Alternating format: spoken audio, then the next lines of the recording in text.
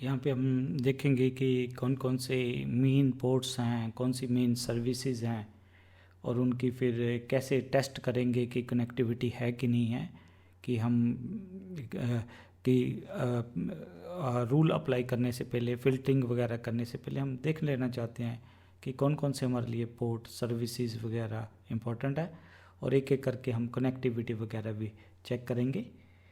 जब भी हम पोर्ट्स की बात करते हैं तो हमारे पास जो टोटल 2 की पावर 16 इतने पोर्ट होते हैं, 65,536, जीरो से लेके आपके 65,535।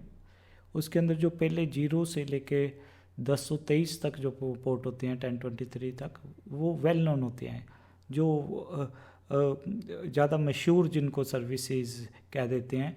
जैसे वेब सर्वर का 80 पोर्ट होता है, FTP का 20 और 21 पोर्ट होता है, जो टेलनेट है उसका 23 पोर्ट है, DNS का जो पोर्ट है वो 53 है, 53 नंबर पोर्ट है, जो आपका TFTP सर्वर है उसका 69 पोर्ट है। तो ये जितने भी वेल नोन सर्वर्स होते हैं उनके जो पोर्ट्स होंगे ज़्यादातर 0 से लेके 1023 तक होंगे। देन कुछ रजिस्टर्ड पोर्ट्स होते हैं जिनको अभी जो 1024 से लेके 49151 पोर्ट्स वगैरह हैं। जैसे जो स्क्विड सर्वर होता है, प्रॉक्सी सर्वर, उसका जो पोर्ट होता है 3128 है, वो रजिस्टर्ड पोर्ट है। दैट मीन ये वेल नोन हो गए। कई बारी सिर्फ रूट ही इनको ओपन कर सकता है, ये इसको रजिस्टर्ड पोर्ट हैं, रजिस्टर्ड है। ये उतने ज़्यादा नोन नहीं होते जितने ये वाले हैं। देन 6 जो 152 है उससे से लेके ये हमारे पास डायनेमिक पोर्ट होते हैं। अब ध्यान रखना है, जब भी हम क्लाइंट से सर्वर पे रिक्वेस्ट भेजते हैं, सपोज हमने वेब रिक्वेस्ट भेजनी है, तो वेब रिक्वेस्ट के टाइम जो डेस्टिनेशन पोर्ट होगा वो 80 होगा। पर ध्यान रखना, क्लाइंट को भी एक पोर्ट चाहिए होता है। क्लाइंट का जनरली जो पोर्ट होगा वो 1023 से होगा। इसको समझने के लिए लेके चलो कि कई बारी सपोज यहाँ से मेरे को ये सपोज किसी कॉलेज के अंदर जाना है और वहाँ पे रूम नंबर 80 के अंदर जाना है, तो भी मैं घर में भी तो किसी रूम में होऊंगा ना, किसी रूम में बैठा हूँगा, सपोज 10 नंबर रूम में बैठा हूँ। तो भाई मैं जब यहाँ से घर से जब कॉलेज जा रहा हूँ, दैट मीन मेरा सोर्स रूम नंबर क्या हो गया, 10 हो गया। जो जहाँ पे जाना है वो डेस्टिनेशन रूम नंबर क्या हो गया आपका, 80 हो गया। अब भी वहाँ कॉलेज में जाके बैठ थोड़ी जाना है, वापस भी तो आना है। तो वापस आते टाइम रिटर्न जर्नी में क्या होगा, जो वो मेरा डेस्टिनेशन रूम था वो क्या बन जाएगा, मेरा सोर्स रूम बन जाएगा, और ये जो मेरा सोर्स रूम था वो क्या बन जाएगा, डेस्टिनेशन। मीन रिटर्न जर्नी में जो आपका सोर्स होता है वो डेस्टिनेशन बन जाता है, जो डेस्टिनेशन है वो क्या बन जाता है, सोर्स बन जाता है। तो वो वहाँ पे वापस आते टाइम कॉलेज का 80 रूम जो होगा वो सोर्स रूम हो जाएगा, और यहाँ वाला जो मेरा पहले सोर्स रूम था 10, वो मेरा क्या हो जाएगा, डेस्टिनेशन रूम। सेम वे जब क्लाइंट किसी भी सर्वर को कनेक्ट करता है, जैसे वेब ब्राउज़र से हम जब सर्वर की तरफ कनेक्ट कर रहे हैं, सपोज वेब सर्वर का जो पोर्ट है 1024 है, हमें पता है कि जो वेब सर्वर है उसका 80 है, तो जो सोर्स पोर्ट होगा 10, 24, डेस्टिनेशन पोर्ट कितना होगा, 80। बट जब रिटर्न ट्रैफिक आएगा तब क्या हो जाएगा, जो 80 हो जाएगा वो आपका सोर्स पोर्ट हो जाएगा, या 1024 आपका क्या होगा, डेस्टिनेशन पोर्ट हो जाएगा।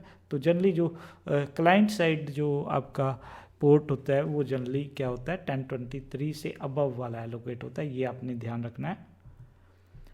और कौन कौन से हमारे पास जो हैं जिसको कह देते हैं कि हम वेल नोन या मशहूर पोर्ट हैं, तो वो हमारे पास है 20 नंबर पोर्ट, 21 नंबर पोर्ट। ये आपके किस लिए यूज़ होते हैं, FTP के लिए यूज़ होते हैं। ध्यान रखना, जब भी हम FTP सर्वर को कनेक्ट करते हैं तो वो 21 नंबर पोर्ट यूज़ होता है।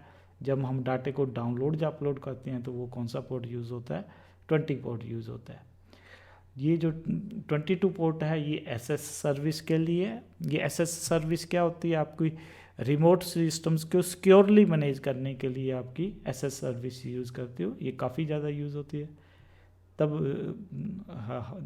हमारे पास एक और है रिमोट मैनेजमेंट वाला प्रोटोकॉल, टेलनेट, जो 23 पोर्ट यूज़ करता है। फिर हमारे पास एक मेल जब भेजते हैं तब वो SMTP simple mail transfer port use होता है, जो कौन सा पोर्ट यूज़ करता है 25। DNS जब भी हमें नाम से IP एड्रेस चाहिए होता है तो हमें DNS सर्वर चाहिए होता है, तो ये क्या करता है 53 पोर्ट यूज़ करता है।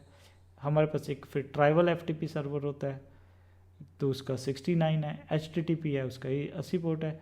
जब आप मेल रिसीव करते हो तब आप जहाँ तो POP प्रोटोकॉल यूज़ करते हो, जहाँ IMAP, तो POP का जो है वो पोर्ट है 110 है, IMAP का 143 है। अगर आपने सिक्योर वेबसाइट एक्सेस करनी है तो उसके लिए HTTPS है।